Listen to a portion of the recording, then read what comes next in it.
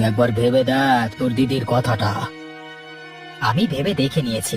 আর তোমরা এত চিন্তা করছো কেন? আরে আমি বড় হয়েছি, আমি নিজের খেয়াল নিজে রাখতে পারি। তোমরা কি এখন আমাকে সে ছোট্ট ভেবেছো নাকি? না না, তা নয়। তবুও এখানে এসে যদি কোনো অঘটন ঘটে তাহলে তো খারাপ দেখায়, তাই না?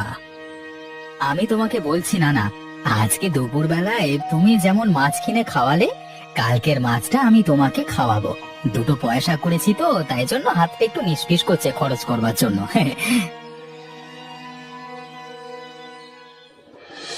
পরিকল্পনা মতো রাত নামবার পরেই ছিপ হাতে করে নিয়ে সবুর মাছ ধরতে চলল সেই তাল পুকুরের কাছে।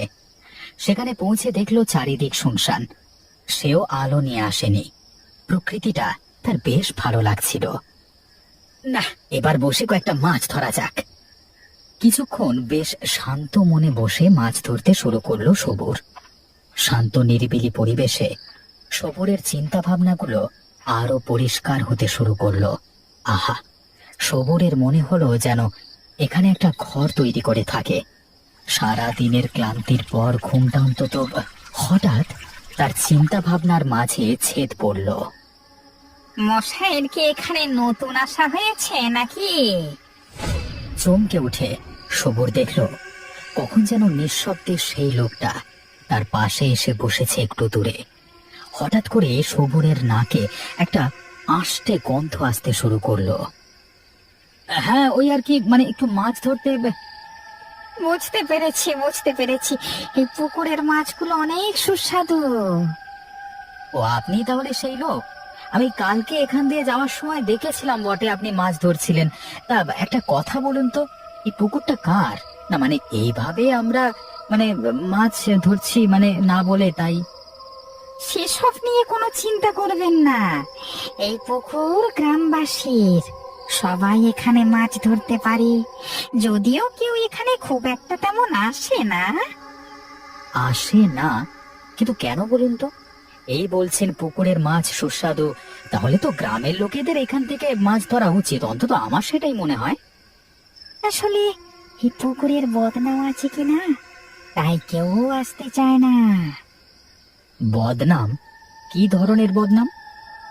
লোকে বলে নাকি এখানে ভূত দেখতে পাওয়া যায়, যারা নাকি এই পুকুরের মাছগুলোকে খায়। কি বলছেন কি আপনি? মানুষ এত উন্নত হয়েও ভূতে বিশ্বাস করতে ছাড়ে না? তার মানে আপনি বলছেন ভূত নেই, তাই তো? আপনিও হয়তো আমার কথাটা বিশ্বাস করেন, তাই জন্যে আপনিও এই রাতের বেলায় মাছ ধরতে এসেছেন, তাই নয় কি? লোকটা আর কোনো উত্তর দিল না। কিছুক্ষণ পর হঠাৎ করে সবুর লক্ষ্য করলো পাশে বসে থাকা লোকটার একটা হাত লম্বা হয়ে চলে গেল পুকুরের মাঝে। সেখানে অনেক মাছ লাফালাফি করছিল। একটা মাছ ধরে নিয়ে খেতে শুরু করলো। এবার সবুরের ভয় লাগলো।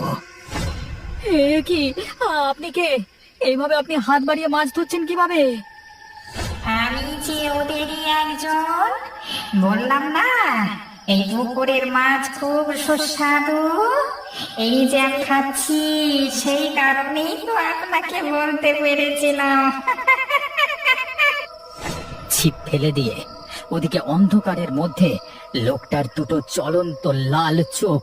সবরের চিন্তা ভাবনা এক নিমেষে সমস্ত ঘুলিয়ে উঠল। বাঁচাও, কে কোথায় আছো? বাঁচাও আমাকে। চিৎকার করো না, নাহলে কিন্তু তোমার কলা টিপে এখানে শেষ করে দেবো। একদম চিৎকার করবে না ভুলেও। ওরে বাবা রে, পালাই, না হলে মেরে ফেলবে। ওরে বাবা!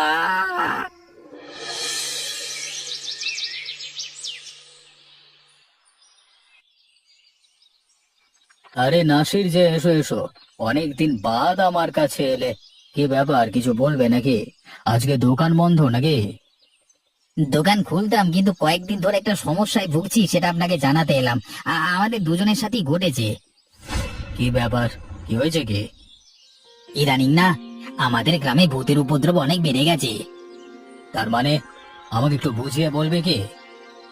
ঘটনাটা অনেকদিন আগের।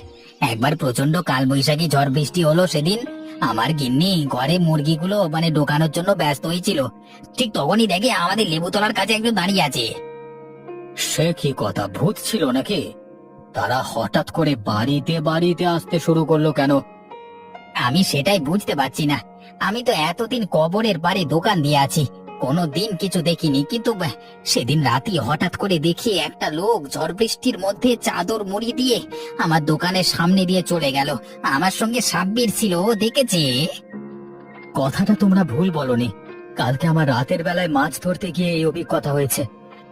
আমার পাশে এসে সেই ভূত পুকুর থেকে হাত বাড়িয়ে মাছ ধরতে শুরু করেছিল। তুই কি বলছিস কি সবর? তোর সাথে এমন ঘটনা ঘটেছে, তুই তো আমাকে আগে বলিসনি। তোমাকে ভয়ে কথাটা বলতে পারিনি। না না, কালকে রাতে যে আমি কি করে ঘুমিয়েছি আমিই জানি। তাহলে তো বলতে হবে একজনেরই কাজ।